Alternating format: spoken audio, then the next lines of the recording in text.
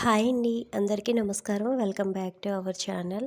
ఈరోజు అందరికీ ఎంతగానో యూజ్ అయ్యే యూజ్ఫుల్ టిప్స్తో ఈ వీడియో చేశానండి. ముందుగా ఫస్ట్ టిప్ చూద్దాము. మనకి వర్షాకాలంలోని చిన్నపిల్లల బట్టలు అనేవి సరిగ్గా ఆరవు కదండి. అటువంటప్పుడు ఇలాగా ఒక చిల్లులు ఉన్న గిన్నెని తీసుకొని స్టవ్ పైన రివర్స్లో పెట్టుకోవాలండి. ఇలాగా బట్టలని కనుక హీట్ చేసుకుంటే చాలా త్వరగా బట్టలు అనేవి మనకి డ్రై అయిపోతాయండి. అలాగే వర్షాకాలంలోని బట్టలు అనేవి చిన్నపిల్లలవి సరిగ్గా ఆరక లైట్గా స్మెల్ అనేవి వస్తుంటాయి కదండి. పిల్లలు కూడా వేసుకోవడానికి ఇబ్బంది పడుతూ ఉంటారు. ఇలాగ కనుక మనం చేసినట్లయితే ఆ స్మెల్ అనేది ఉండదండి. బట్టలు అనేవి త్వరగా డ్రై అయ్యి మంచి ఫ్రెష్గా ఉంటాయండి.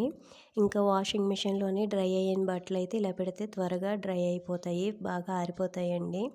ఈ టిప్ అనేది మీకు యూజ్ అవుతుందని అనుకుంటున్నాను. నెక్స్ట్ అండి, ఇలాగా అల్లం వెల్లుల్లి వేసుకున్న జార్స్ కానీ లేదా ఊరగాయ వేసుకున్న డబ్బాలు కానీ మళ్ళీ రీయూజ్ చేయాలంటే ఆ స్మెల్ అనేది వస్తుంటుంది కదండి, జిడ్డు వాసన.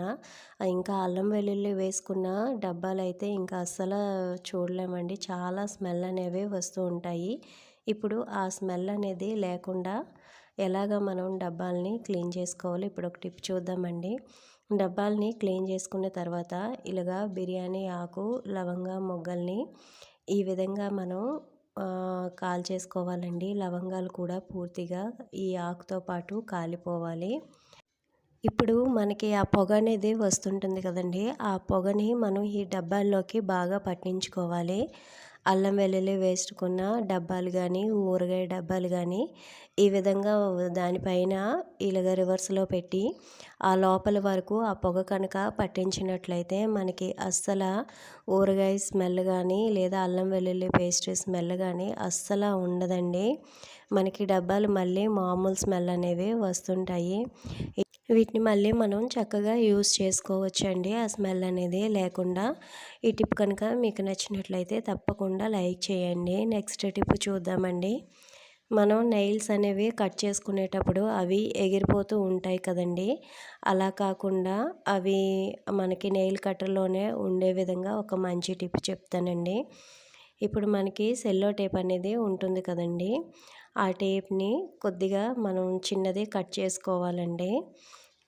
మనం చూడండి ఈ విధంగా చిన్నది పీస్ తీసుకొని కట్ చేసుకొని ఇలాగా దీన్ని 2 పీసులుగా కట్ చేసుకోవాలి. ఇప్పుడు మనకి నెయిల్ కట్టర్కి ఈ సైడ్స్లోని మనం ఎడ్జెస్లోని అంటించుకోవాలండి, 2 వైపులా కూడా.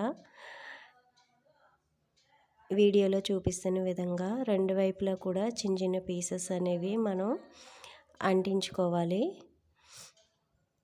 ఇలా అంటించుకొని ఇప్పుడు కనుక మనం నెయిల్స్ కట్ చేసుకుంటే మనకి నెయిల్స్ అనేవి ఎగిరిపోకుండా ఆ సెల్లో టేప్కి అతుక్కుపోతాయండి, చుట్టూ కూడా ఎగిరిపోవు. మనం నెయిల్స్ అనేవి కట్ చేసుకున్న తర్వాత ఆ టేప్ అనేది తీసి చూస్తే దానికి మనకి నెయిల్స్ అనేవి కట్ చేసుకున్నవి పీసెస్ చుట్టూ ఎగిరిపోకుండా దానికి అతుక్కుపోతాయండి. చూడండి, ఈ టేప్కి మన నెయిల్స్ అన్నీ అతుక్కుపోయాయి కదా. ఈ టిప్ తప్పకుండా యూజ్ అవుతుందండి, ట్రై చేయండి. నెక్స్ట్ పిల్లలకి బట్టలకి ఇలాంటి బెల్ట్లు అనేవి ఆ డ్రెస్సెస్తో పాటు వస్తుంటాయి కదండి, ఇవి ఎక్కడ పడితే అక్కడ పడేస్తుంటాము. అలా కాకుండా దీంతో ఇప్పుడు మీకు ఒక మంచి టిప్ చెప్తానండి. మన ఇంట్లోని ప్లక్కర్స్ ఇలాంటి క్లిప్పులు చాలా ఉంటాయి కదండి, వీటిని ఆర్గనైజ్ చేసుకోవడం కష్టం, ఎక్కడ పడితే అక్కడ పడేస్తుంటాము. అలా కాకుండా ఒక బెల్ట్ ఇలాగా హ్యాంగ్ చేసుకొని దీనికి కనుక క్లిప్పులు పెట్టుకున్నామంటే చాలా ఈజీగా తీసి పెట్టుకోవచ్చండి. క్లిప్పులు అన్నీ కూడా ఒకే దగ్గరగా ఆర్గనైజర్గా ఉంటాయండి. చూడండి, చాలా నీట్గా కూడా ఉంటాయి, ఇలా తీసుకొని ఈజీగా పెట్టేసుకోవచ్చండి. ఈ టిప్పు మీ అందరికీ యూజ్ అవుతుందని అనుకుంటున్నానండి. నెక్స్ట్ టిప్ చూద్దాము. మనం ఒక్కొక్కసారి వడియాలు అప్పడాలు వేయించుకుంటాం కదండి, ఆయిల్ని మళ్ళీ రీయూజ్ చేయలేము. అలాంటప్పుడు ఆయిల్ ఎక్కువగా వేస్ట్ కాకుండా ఇలాగా తాలింపు బాండి అనేది చిన్నది ఉంటుంది కదండి, అందులోని కొద్దిగా ఆయిల్ వేసుకొని ఇలాగా అప్పటికప్పుడు వేయించుకుంటే ఆయిల్ ఎక్కువగా వేస్ట్ కాదండి. ఈ టిప్స్ అన్నీ కూడా మీకు యూజ్ అవుతాయని అనుకుంటున్నానండి. ఈ టిప్స్ కనుక మీకు నచ్చినట్లయితే తప్పకుండా లైక్ చేసి షేర్ చేసి సబ్స్క్రైబ్ చేసుకోండి. థ్యాంక్ యూ ఫర్ వాచింగ్ అండి.